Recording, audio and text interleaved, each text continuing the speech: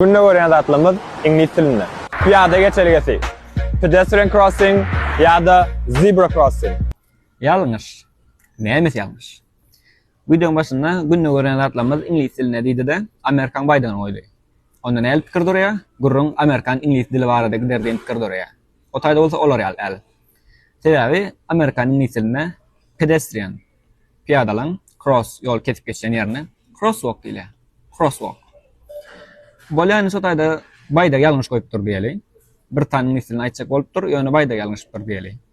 Birinchilik bilan bayda yanlış malar. Sebebi ol devlet simvoli, devlet nişanı. İkincilik bilan zebra sözü Amerikan İngiliz diline zebra deb ilk harf bilan qo'yiladi. Zebra. Britaniya tilinde e harf bilan qo'yiladi. Zebra. O tayda ol zebra crossing deb o'qidi. Zebra crossing. Olam g'arimatim. Yanlış. Onna Amerikan İngiliz diline piyoda geçergetine crosswalk deyiladi. Britaniya tilinde piyoda geçergetine zebra crossing deyiladi. Yana bir tane belli geçmeli.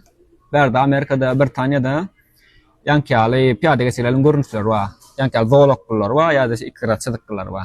Her yıl görünüş var. Yani umuman standart Amerikan İngiliz dilinde crosswalk, standart Britaniya İngiliz dilinde zebra crossing. Devam edeceğiz. Kapatılyan. Bin. Yine yankali. Bin ol Britaniya İngiliz dilinde.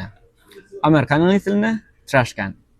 Trash can. Amerikan İngiliz dili, bin Britaniya İngiliz dili. Yine devam edeceğiz. Dermanxana. Chemist ya da pharmacy. Chemist ya da pharmacy. Ol ya bu deyip ol hayatın ulan olsun ya ulan oturmalı. Ya olur ya Allah yok. Pharmacy. Amerikan İngiliz dili, chemist Britaniya İngiliz dili. Amerikanlarla guruluş oturuyorsun mu Amerikan İngiliz dilinde. Ona pharmacy diyersin. Britanlarla guruluş oturuyorsun mu Britaniya İngiliz dilinde. Ona chemist diyersin. Ya o olmasa bu olmasa bu yani ol sen garım atım edip ulanmak bolanok. Ulanacak olsanız yara Amerikan İngiliz'ini taylap.